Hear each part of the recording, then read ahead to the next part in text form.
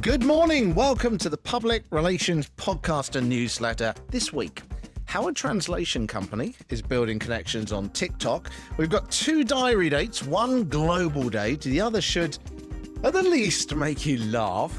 And how would you like to connect with 1,500 people in a few seconds? It sounds like a sort of internet marketer's promise, doesn't it? But all will be explained in a few moments' time for our first real-time project, which is coming up in a second.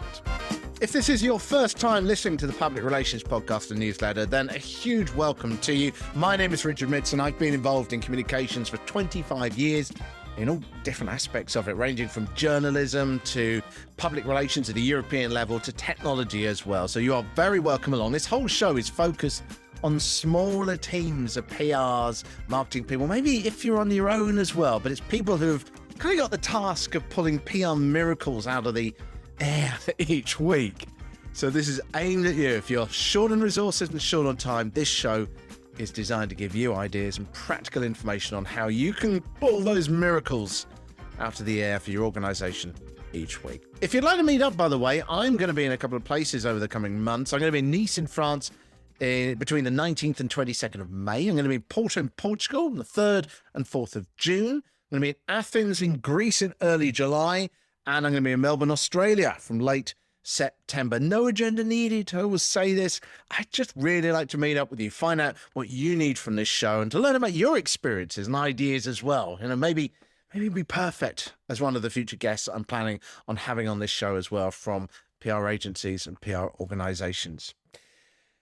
Let's get started then, shall we? Let's talk about TikTok. I always find TikTok to be a bit of a mystery, and it is for many brands, but not for Duolingo. This is a language learning website if you've never heard of them before, because they're managing to do really well standing out on TikTok, despite users of the platform, as I say, having quite a reputation for disliking brands that try to push their corporate messages out on that platform.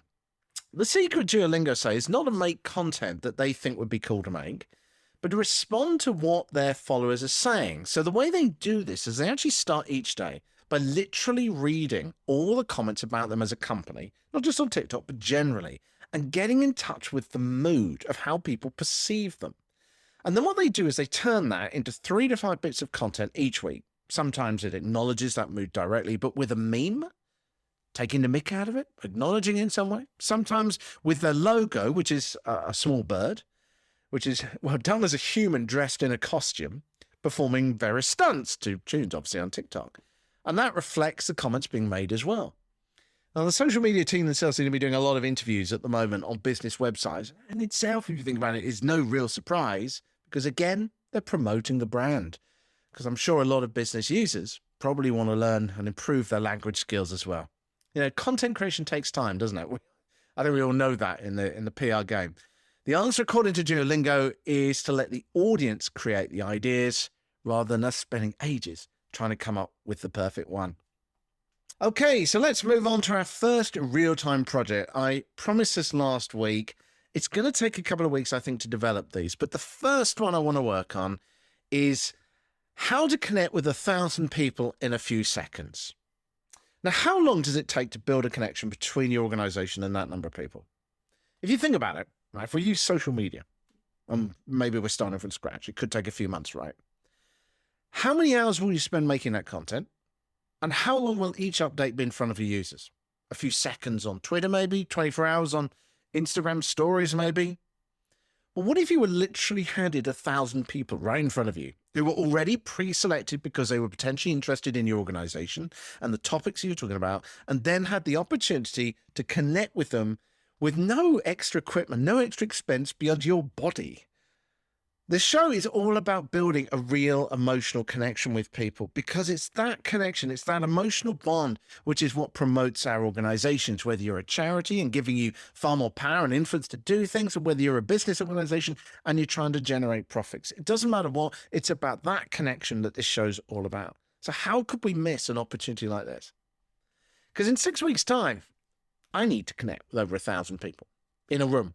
I'm going to be on a stage in Portugal. The room actually seats up to 1,500.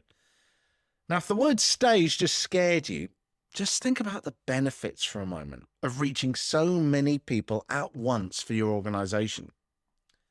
Plus, you don't need to start with 1,000 people, of course. I've already found that there's an immense power in doing smaller events as well, even virtual events on Zoom. With just events with 10 people, it's amazing the connections I've made and how that's helped me advance what I do. And this isn't just me that is enthusiastic about public speaking. So many people are using this. There's a great example I think of is a guy called Scott Harrison. And he has raised millions of dollars for a charity called Water. The website is charitywater.org. And he's listed on speaker bureaus, and there's all kinds of videos of him around the internet. But he has raised so much money. All the top CEOs get asked to speak. And it's not just for vanity. Yes, it's great to have those people at the events, but it helps to promote the image of the company and the brand of the company. Steve Jobs was obvious in what he did, but you've got Sony and Nike's bosses, but also people, representatives from all sizes of businesses going out there and doing public speaking because it works.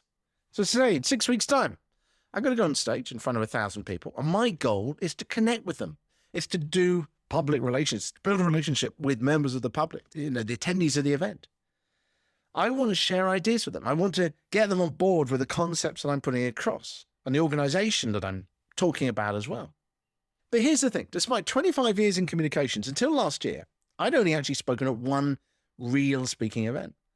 So how did I get picked to speak in front of 1,000 people? I wasn't asked. I applied like everyone else. So this week, thanks to some advice from professional speaking friends of mine, I'm going to reverse engineer how I got this event with the aim of not just inspiring, but also helping you to do it too, because I think this is a really powerful tool that we could be using. What you're going to find in the newsletter is a step-by-step, day-by-day guide to how to approach this. And each day, you probably need about 15, 20, 30 minutes on the longest days to actually do this. So this is something that you can maybe do at the end of your lunch break, if you get one of those, or at the end of the day, or squeeze in somehow, even if it means a couple of less visits to the coffee machine. So I'm going to run down the full 5 days of that. But then I'm also going to do a little bit of a social media update. And the links are all in the newsletter at thepublicrelationspodcast.com, thepublicrelationspodcast.com for Twitter and Instagram, where I'm going to do a little social media video update that you can actually watch me this time and see the visuals behind it too. So this is how it's going to work. Let me give you a bit of an overview of what you'll find in the newsletter. So on Monday, I reckon this will take you probably about 15 minutes. We're going to talk about credibility. Because the bigger the audience, the more credibility we're going to need. And that means finding evidence that backs up our ability to go on stage and to be able to do this. So I'll talk about photos, I'll talk about getting video, anything that helps to prove the fact that you can go on stage and do this. For me, this was actually a bit of a struggle because I didn't have any video at all. Then on Tuesday, the next step, once we've worked out our credibility, it's taking about 15 minutes, I reckon, will be to search for events. And I'll talk about some of the terms you can use to search for that and how we can start building up a list of potential events that we can go to. Then on Wednesday, I reckon it's about 30 minutes, connections and networking. It's not always the best speaker that gets to speak at the events. And I'm convinced one of the reasons I got this opportunity coming up in June is because of the people that I knew. Now, they didn't know I was a speaker, but I'm pretty convinced that they put in a good word about me. So we're going to run through some ideas on building up your connections for that. Then on Thursday, I'm going to look at how you can use event websites to actually build your speech to make sure that what you're delivering is relevant. As much as we want to go in there and have 1,000 people put in front of us and we want to talk about our organizations and what we want to talk about, people attend events for their own reasons. And we've got to match our story and what we want to get across with what they need and they want, or it is not going to work and the event is not going to pick us. And then on Friday, I'm going to talk about actually pitching to the events. Some events will have a form that you fill in. Some of them you'll have to approach directly. A lot of them ask a question like, what are the 3 takeaways that attendees will leave with after your talk? So we'll cover some of those steps too. So this is all going to be kind of in real time. It's going to be 5 days with a little task to do each day. And each day I'm going to do a social media update with some more of how I approach it and some of the lessons that I made as well. My idea is that these projects are going to become even more real time, whereby maybe I'll start doing some live YouTubes as well, or live LinkedIn, so that we can actually do stuff literally together. But for the moment, this is how we'll do it. We'll spread it out over a week. I hope you find it really useful. And of course, as always, I really want to know your feedback on this and how we can make it work for you. Okay, let's finish off with a couple of diary dates. I called this Pride and Pillows in the newsletter this week. I was thinking about Pride and Prejudice when I wrote this, but it really does match the 2 dates we've got quite well, because the first one is Pride. There is no doubting the prominence of Pride Month. You know, if Pride is part of your very soul of your organisation, you have plenty of provable actions that you've done for the community, then it can be very good to shout about, from making rainbow-coloured cakes to supporting LGBTQ plus groups, even live streams with LGBTQ members of staff, who, of course, if they're happy to appear, there are lots of ways of doing this. But we've got to still think about this as PRs. You know, we've got to treat times like this with a little bit of caution. Events which conjure up strong emotions, as we know, can easily backfire. While the majority of people may love your input and support here, a single tweet from someone who disagrees with what you can say or questions your motives can cause huge blowback. And that's, of course, going to end up on your desk. So stick to the facts. Be careful to be genuinely supporting the month rather than just being seen as taking advantage of it. And the final one, I told you this was a light-hearted one. I mean, put a pillow on your fridge day. On the 29th of May is apparently Put a Pillow on Your Fridge Day. Seriously, who comes up with this stuff? Apparently, if you believe in the internet, the idea comes from a tradition where you put a piece of cloth inside a food cupboard in order to bring good luck and ensure you always have food in there. Somehow this has morphed into this. I'm struggling to come up with ideas on how you can take advantage of this one. First thought I have actually is, why isn't the pillow inside the fridge or inside the cupboard then? Maybe it doesn't fit. But anyway, there we go. 29th of May, you will find it on the internet. Therefore, it must be true. Put a pillow on your fridge date. There's always diary dates you can take advantage of, though. And there's always hashtags as well that you can jump onto with some of the bigger days too. Maybe not put a pillow on your fridge date. Next time, remember the stuff that I was talking about 2 weeks ago with Trini? We're going to try and put that into practice. That's going to be the next real-time project.